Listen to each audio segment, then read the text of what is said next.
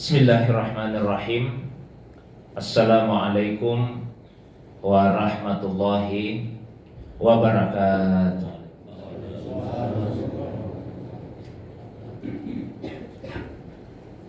Alhamdulillahillazi ansala sakinata fi qulubil mu'minin liyazdadu imanan ma'a imanihim walillahi junudus samawati wal ardh wa kana Allahu aliman hakiman. Wa sallallahu ala sayyidina Muhammadin allazi arsalahu ilan nasi basyiran wa nazira wa ala ali Muhammadin wa sahbihi wa sallama tasliman katsira amma ba'du. Bapak Ibu jamaah subuh yang semoga dirahmati, dimuliakan oleh Allah Subhanahu wa taala.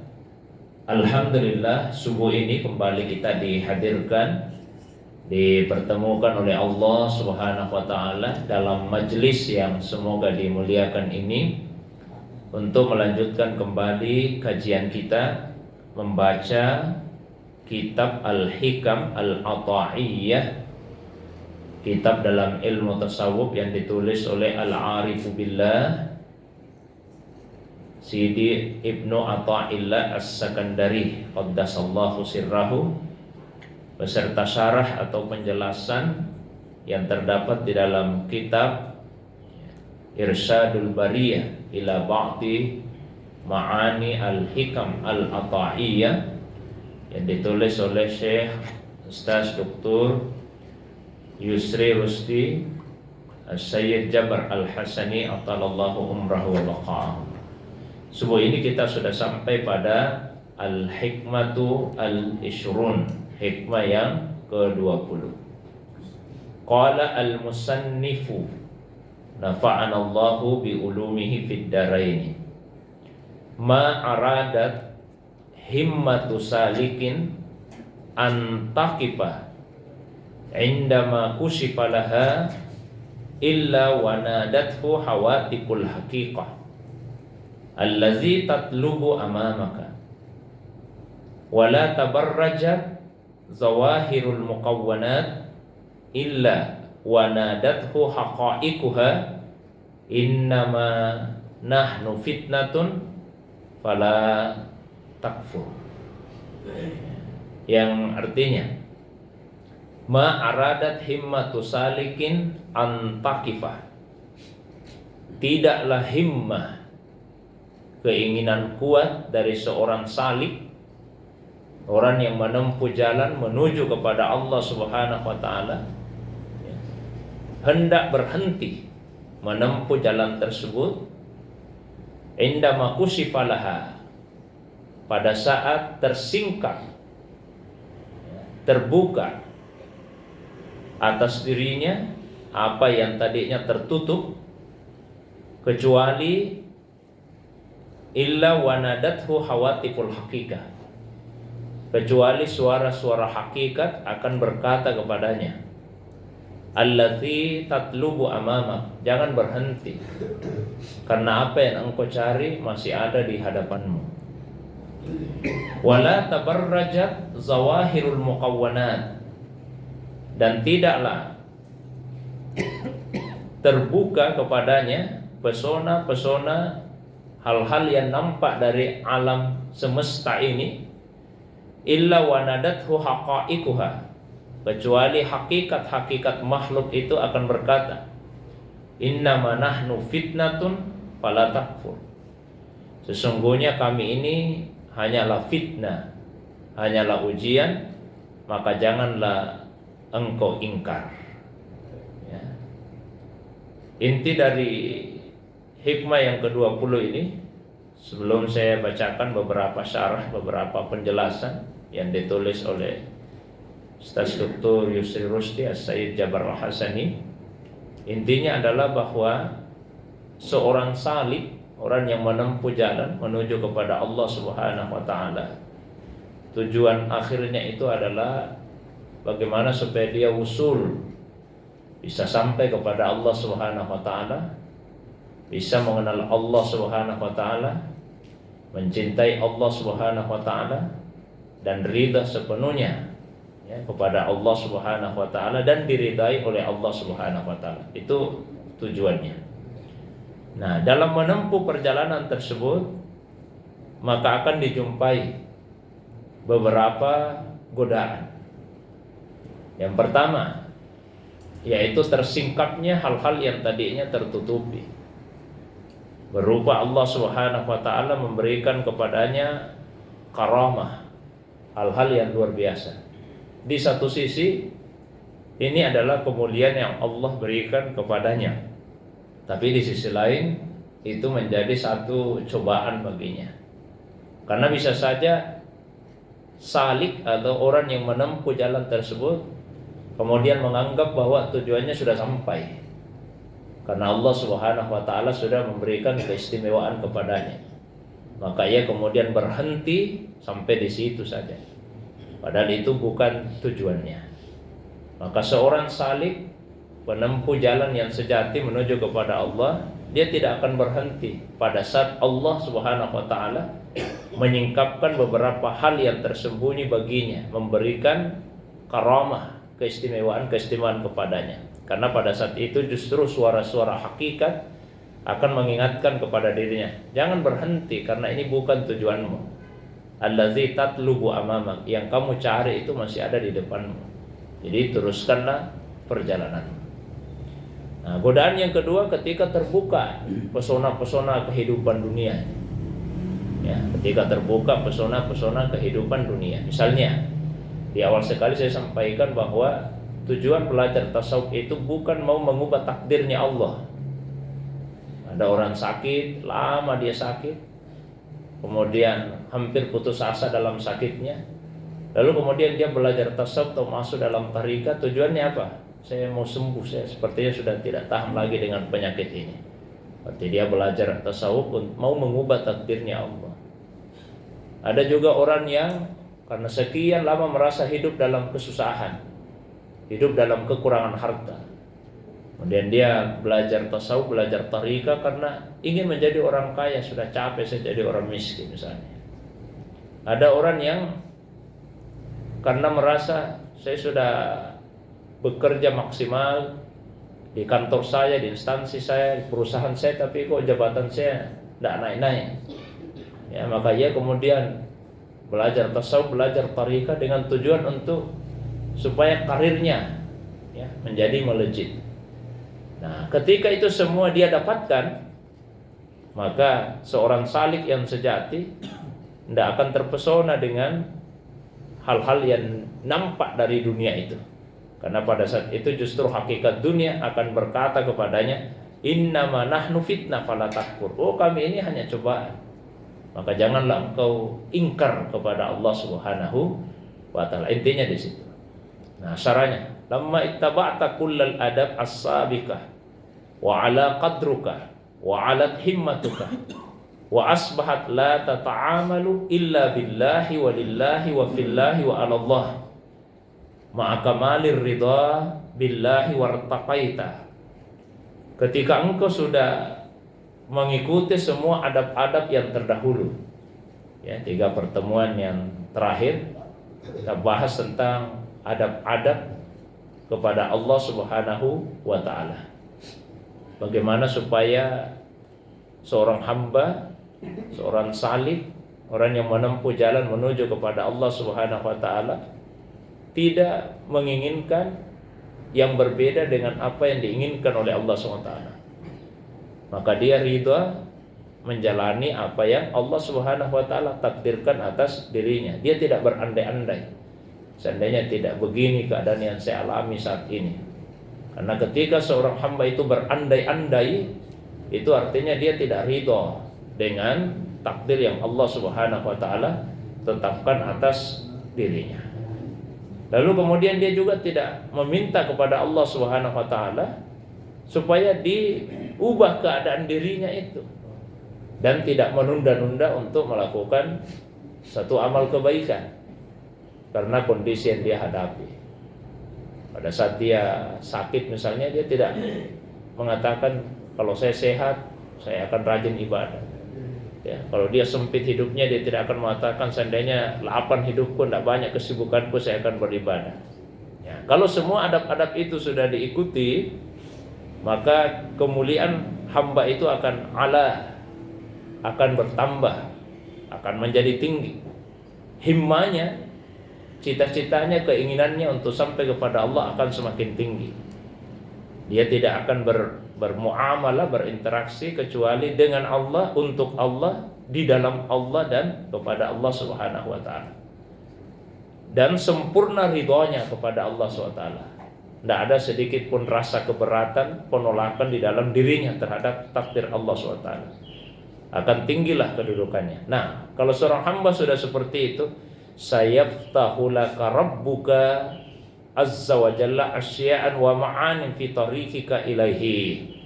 Allah SWT akan membukakan banyak makna, banyak hikmah, banyak kejadian yang Allah SWT akan bukakan dalam jalan menuju kepadanya. Itulah yang disebut diantaranya dengan karamah, kal karamat wal bisarat minar ru'ya sholihah. Diantaranya melalui mimpi-mimpi yang soleh, mimpi-mimpi yang benar. Jadi kalau adab-adab kepada Allah itu dipenuhi, yang terutama ridha dengan ketetapan Allah, Allah akan membukakan kepada hamba tersebut hal-hal yang tadinya tersembunyi baginya, akan diberikan karamah. Nah, wa huna asy-syaikhu yuhadziruka min antarkana ilaiha wala ta'taqid annaka wasalta. Nah, dari sinilah Syekh Sidi Ibnu Athaillah Sakandari mengingatkan, memberikan kewaspadaan. Jangan sampai kamu bersandar kepada karamah itu, lalu kamu berkeyakinan bahwa kamu sudah sampai pada jalan yang kamu tuju. Fala yakun, jangan sampai tujuanmu itu, ya, himmatuka husulul karamah, husulul karamah, memperoleh karamah dari Allah SWT. Tapi yang mesti menjadi tujuanmu adalah usul ilallah ta'ala.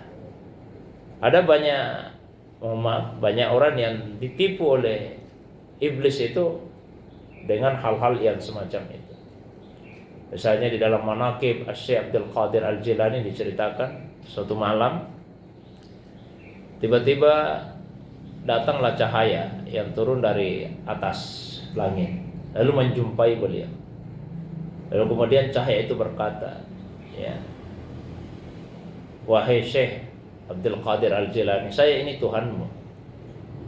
Coba kalau kita yang mengalami itu, Pak, apalagi di bulan Ramadan, malam-malam begitu, apalagi malam ganjil, tiba-tiba turun cahaya dari langit, lalu kemudian berkata, saya Tuhanmu. Mungkin kita akan senang sekali, barangkali ini sudah malam Lailatul Qadar ini. Ya. Tapi Syekh Abdul Qadir Jalani dengan penuh ketenangan kemudian bertanya, lalu apa yang engkau inginkan dari saya?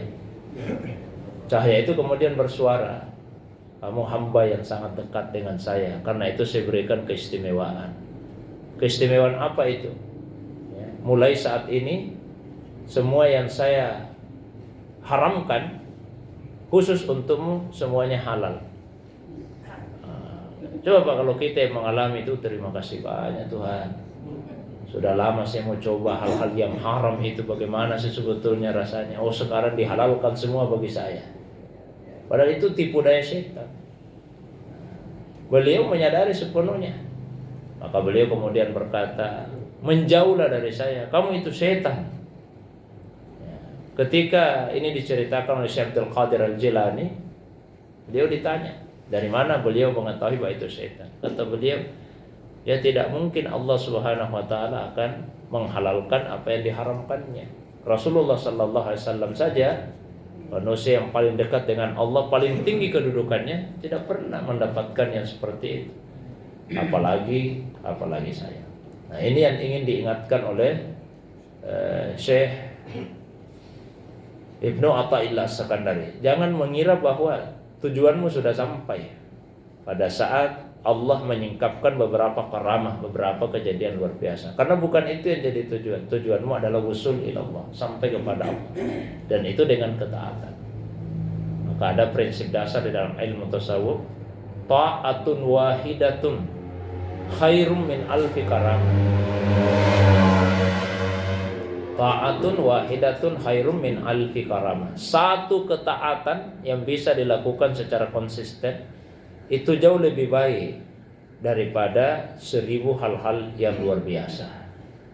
Cuma sebagian manusia ya, lebih terpesona dengan karamah daripada ketaatan. Tapi saya pernah sampaikan, seandainya Pak ditanyakan yang mana yang lebih hebat, orang yang ya, rajin baca Quran, rajin berzikir, rajin ke masjid, tapi tidak ada hal-hal luar biasa dalam arti yang menyalahi kebiasaan yang kita lihat pada dirinya ya. Sementara ada orang yang kedua tidak pernah ke masjid, tidak pernah baca Quran, tidak pernah berzikir, tapi dia bisa menampakkan hal-hal yang luar biasa. Dia bisa berjalan di atas air ya, dia bisa terbang. Kalau misalnya dia kebal dari senjata-senjata tajam, bahkan kadang-kadang dilihat di beberapa tempat di waktu yang bersamaan. Kalau kemudian ditanyakan yang mana yang hebat, yang pertama atau yang kedua? Ya, sekarang kita bisa jawab yang pertama, tapi mungkin kalau ditanya satu-satu orang banyak yang akan menjawab lebih hebat yang kedua. Ya, buktinya kalau akan banyak yang menjawab yang kedua, seandainya yang hebat itu yang pertama, maka penuh sesat itu masjid, karena semua menjadi orang hebat. Ya, banyak orang berzikir, banyak orang baca Quran, tapi yang justru dicari orang dan dikagumi, yang seperti itu tadi yang pertama. Jamaah yang kedua, ya, jamaah yang dirahmati, dimuliakan oleh Allah Subhanahu wa taala. Wa misalun ala zalik, dia katakan di sini. Contoh ya. Lau zahara malakun azim fi aqsal gharbi wa sadad dunya wa qara jami'a mulukil ardi. Seandainya misalnya malikun azim ya, walau zahara malikun azim, misalnya ada raja yang agung di bagian barat bumi yang jauh, dia menguasai seluruh dunia dan dia menguasai semua raja-raja ada di muka bumi ini. Dia menjadi satu-satunya raja yang berkuasa di muka bumi ini. Wa min samma arsala ilaika yastada'ika lil julus baina. Lalu kemudian dia mengutus utusan memanggilmu untuk datang kepada raja itu ya. Jadi malikun azim, ada raja Pak, raja yang kekuasaannya sangat besar di muka bumi, dia mengirim satu utusan ya, memberitahu bahwa raja ingin berjumpa. Fa anta tulabbi da'wah, lalu kemudian Anda penuhi undangan itu. Ya, wa tahduru ma ta'assafar, persiapkanlah bekal-bekal perjalanan. Li'anna safara tawil, karena perjalanan ini panjang. Wa tusafir ilahi, lalu kemudian engkau tempuh perjalanan menuju ke sana. Wa fit tariq satajidu mahattatun istiraha khassasahal maliku lil musafirin. Di jalan itu kamu dapati banyak terminal-terminal pemberhentian, ya, halte-halte, ya, istirahat yang memang dipersiapkan oleh raja bagi para musafir. Wa inda nusulika fi awwali mahatta, ketika engkau berhenti pada halte yang pertama, satajidu istiqbalan azima wa jami'a wasailir raha. Di halte pertama kita sudah mendapatkan penyambutan luar biasa, ya, menemukan banyak sekali sarana-sarana untuk mendapatkan kesenangan. Fa in a'jabakal maqam wa asarta raha 'ala siyari wa sagalta biha ta'akharta 'anil usul. Kalau kemudian pada saat Anda berhenti di halte pertama itu, lalu kemudian terpesona di situ dan lebih mengutamakan, lebih baik istirahat dulu deh, sebentar deh. Kita lanjutkan perjalanan, enak sekali. Kita nikmati dulu fasilitas yang disiapkan oleh raja. Menyibukkan diri untuk menikmati itu semua. Apa yang terjadi? Ta'akharta 'anil wusul. Justru itu akan memperlambatmu untuk sampai kepada raja itu. Nah, seperti itulah adanya.